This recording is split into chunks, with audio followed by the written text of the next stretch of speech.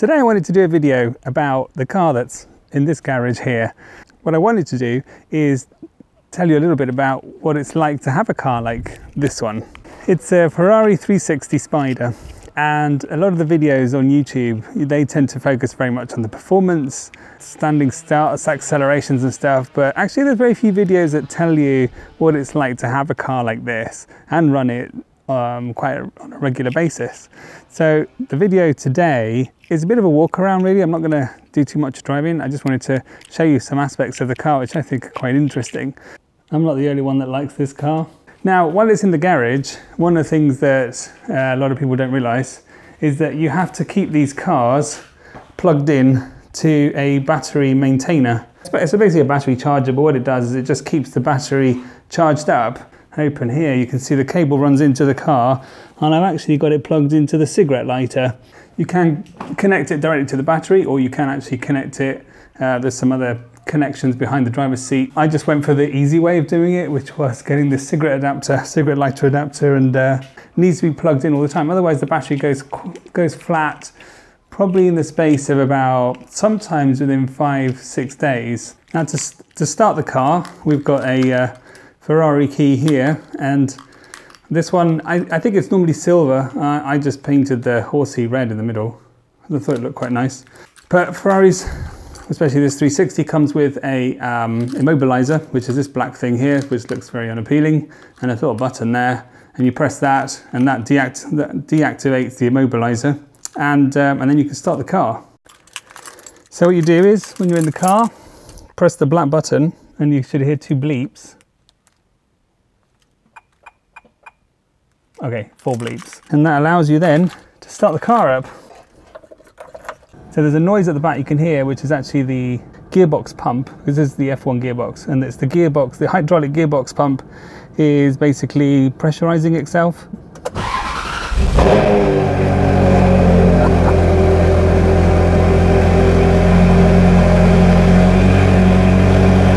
Just can't beat that sound.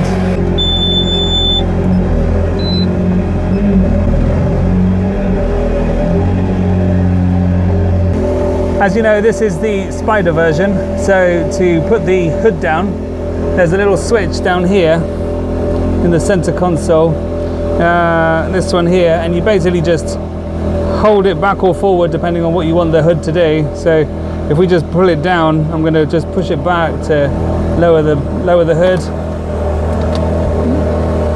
and it goes through its various stages. It's so much cooler and louder with the hood down. That is one sound you just can't beat. Isn't that amazing? So as I mentioned, this is a Ferrari 360 Spider. It's from 2003, which means it's about 13 years old. So far, it's actually been very good. I mean, it's had its moments, but actually overall it's been very good and generally pretty reliable. When the 360 first came out, I can't say I was particularly enamored with it, to be honest. I thought it was a little bit too rounded, not aggressive enough. I didn't think it was exciting enough for a Ferrari. But actually over the years, I think it's actually aged really, really well. And now I actually really like it, hence why I bought one. This particular model has the Ferrari shields, which are a very popular option. This one has carbon fibre wing mirrors, which were aftermarket accessories fitted to the car before I bought it. They are absolutely rubbish.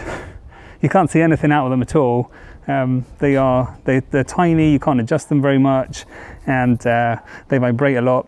I do love on these cars how the scoop here, the air scoop, this is the air intake for the engine, how it's so nicely integrated into the car. I think on the 430 that came afterwards, I think it looked a bit too fake, too sort of added on, where this looks a lot smoother.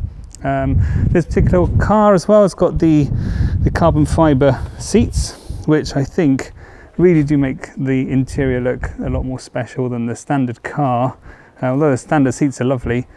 And as you can see, it's a Formula 1 style gearbox, the F1 gearbox. The Starfish alloys, which I know some people aren't a big fan of, but I actually quite like these. This particular car has been lowered, and you can always tell when a 360 has been lowered when you can't actually get your fingers above the wheel, between the wheel arch and the top of the tyre. So this one's been lowered, which actually gives me a real problem, because sometimes what happens is that because it's so low, it scrapes quite a lot. And if you look down here, you can see the battle scars as I try and negotiate car parks and stuff. And now around the back here, this car's got the Challenge grille, which is I think really nice. I think the standard car has a body coloured sort of metal part to it, and this one has the black Challenge grille, which is supposed to be better for engine cooling, but I think it actually just looks better as well. What I love about the 360 is that the horsey in the middle is quite big. On later cars, the horse shrinks quite a lot. On the 430, the 458, the 488, the horse is much smaller. And actually, I quite like it. Nice big horse. This was quite a groundbreaking car for Ferrari. This is when they introduced a lot of aerodynamic sort of, see the cat in the background. They introduced a lot of aerodynamic aids for the car. There's the rear diffuser. There's obviously it's the design of the car was very much around aerodynamics and the downforce without needing any extra wings and stuff. So it's quite a clean car in the way it's designed. I mean this car has 400 horsepower. It's the one that came after the 355. Seriously? Get off the car, come on. Geez, now she's gone in the car.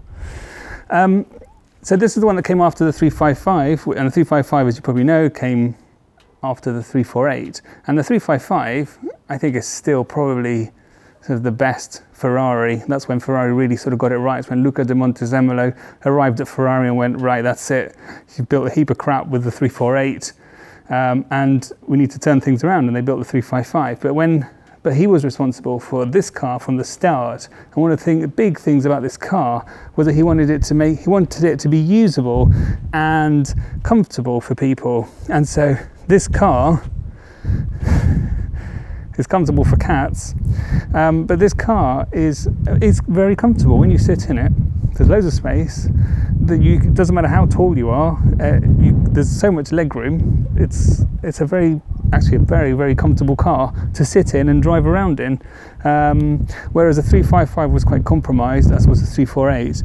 This is where it all changed. This car changed everything for Ferrari. And although I thought it was a bit soft at the time, I understand now why it was designed. I mean, this is a completely aluminium-based car. It was the first one that Ferrari built in aluminium, I think. And the engine is a 3.6 litre, it's 5 hours per cylinder, and it sounds incredible. It changed for the 430, it's a different engine for the 430. I think the sound from the 360 is better than 430. I'm not the only one to say that. I prefer the 360 to 430 as well, because it still feels a little bit more rough around the edges, in the sense that the 430 is much faster, it's very good, and everything is better. And I like to sort of work my cars, so this one I feel like I have to really work it. The traction control is very basic, so you don't want to do anything stupid, because you could easily lose it, especially in sport mode where you get a bit more movement in the car. I'll talk about that in a second. Let's have a quick look under the hood. So, Jesus. Now, to open the engine cover, let's just open the door, and there's a little flap here. And then it literally just lifts, and it's on struts, it supports itself. And then you see this magnificent beast of an engine. What amazes me all the time is that the engine is actually really tucked in quite far into the car there. It is a proper mid-engined car. It sort of starts then, goes all the way up to where the back of the seats are. And see, these are the big air boxes. They're getting air from the air is being fed from out there into these air boxes, and then feeding the engine. This is where you change the oil. This gets very hot. When it's hot, to check the oil in this car, because it's a dry sump, you have to do it with the engine hot. and so when you're checking the oil with that, within a hot engine, you have to use oven gloves or something. It does get exceptionally hot. This is the power steering fluid. This is the coolant fluid here. This particular car is fitted with a Capristo exhaust system, which makes it louder than a standard car, much louder. And I actually really like the sound that this Capristo makes. With a Capristo system, Capristo exhaust, with the Capristo exhaust system, you get a little remote control. It's got a couple of buttons, and when you press number 2, what it does is it opens up one of the extra valves, and it basically bypasses some of the parts of the exhaust so that you get more sound, and then you get the sound coming out through all 4 exhausts. And it's very loud. So you can silence it by pressing the 1 button, but actually it's still loud even with the 1, but very loud with the 2. Everyone can hear you coming, so it's not a very discreet car by any stretch of the imagination. One of the great things about this car is actually that the boot space is actually a really good size. I shall show you. Now, to open the boot, which is at the front, there's a little switch between the seats there. So you need the key in the ignition to activate it. If you don't do that, there's a little lever. There's a little lever here, and you can manually pull that, and that opens the bonnet. The boot is actually a really good size. I don't know if you can really appreciate it from this angle at all in the name of YouTube videos and trying to be as informative as possible. I can show you I can actually get in this boot. Look. Ooh. Yep, it's big. It's a really good size. It's a really good size boot. Over here there's a toolkit, all the Ferrari tools. There's a thing there for if your tyre blows. I think you can pump it up. I unfortunately haven't had to use it yet. And one of the things here is quite interesting underneath the bonnet.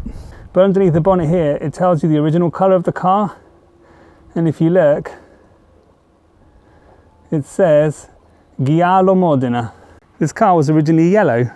It's red now. It actually used to be white at some point as well. I'm not sure which owner changed it to red. I do prefer a red Ferrari myself, although in white, I have seen a picture of it in white and it looked really good. Not so keen on the yellow. Thank God they painted it. But if you ever want to know the real colour of a Ferrari, just check under the bonnet. One of the funniest things with this car is when people get in it, they don't realise how low it is, and they always fall into the car. And they go, oh! And then they can't get out because they can't find the door handle. So there's the door, and everyone's like always trying to pull this. Oh, I can't open it. Where's the door handle? You literally just pull up here. It seems obvious when I say it, but for a lot of people it's not obvious and they don't see it. This car has the original Becker stereo, which is rubbish. Not even worth bothering putting it on. What I love about the Ferraris is this one, is that it has a button here called stop. And when I first saw it, I thought, what the hell is stop for? Where do we stop? What am I stopping? Stop is for the air conditioning. So if you leave it out, it's on. If you push it in, it's stopped. What it is that it's not just for the air conditioning, it's also for the heater. So there's a pump at the back that pumps hot air into the car from the engine, and so that also controls the heater depending on what temperature you're after. It basically cuts the pump out that's either pumping cold air or hot air to the car. So that's why it says stop and not AC. Not obvious at first. I really didn't know how to switch the air conditioning on at first, which sounds really stupid. A really annoying thing about Ferraris is that for some reason they use the material for years, which is very sticky. You can see there that it's a bit rough. These buttons here are particularly sticky actually, and you would think they would sort it, but they haven't sorted it. Apparently some of the later ones also suffered from it. There's 2 buttons here. I'm not really sure what they do. They're not labelled, but there are 2 buttons there. Sport button, very useful. That hardens the suspension, and with the F1 gearbox cars allows you get much quicker shifts, which are really good. So most of the time I always activate sport mode. This is to disable the stability control. I tend not to disable that. I'd rather not lose my Ferrari too quickly. Over here between the passenger seats, there's a little cubby hole where you can put stuff, which if you go back here to our control box, there's a little little lever here, and if you press that, oh, that opens up this little cubby thing behind me, which opens up incredibly slowly. And it's quite small. I'm not really sure what it's for, 'cause it's really awkward. You're not going to put something in there that you can drive around with.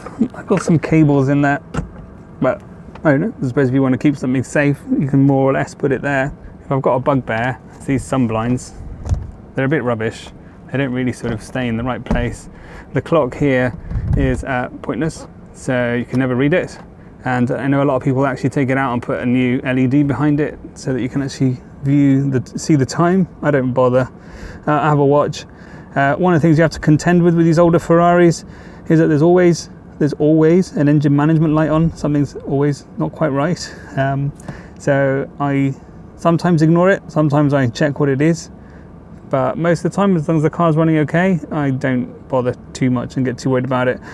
One of the things that I didn't know when I bought this car, and possibly why the manual might be a bit better, is that with the F1 gearbox, the reverse gear, it's a bit like a second gear. That's the sort of the ratio of the reverse gear. And so never reverse up a hill unless it's life or death. If you reverse up a hill, the smell you get from that clutch makes you want to cry, because you know the amount of money that smell is costing you. And in fact, I spoke to the Ferrari mechanic about it. He said, "Oh yeah, don't reverse up a hill. Don't reverse up a hill." I was like, really? All my life I've reversed up hills with cars, but with this one, it's best to avoid the reversing up the hill if you want to preserve your clutch and not empty your bank account. Well, I hope you found that interesting, and I'll do some more videos of the Ferrari if you want. I'll do a video soon about the quirks of driving the car. Today was just a bit of a walk around. I just wanted to show you some of the stuff of the car, which I love this car, and it's so much fun. But there's all these little things which are, I didn't know about before I bought it. So yeah, so I hope you enjoyed that, and join me next time, and we'll do a bit of a drive in the car, and I'll tell you about some of the things related to how it is to drive a 360.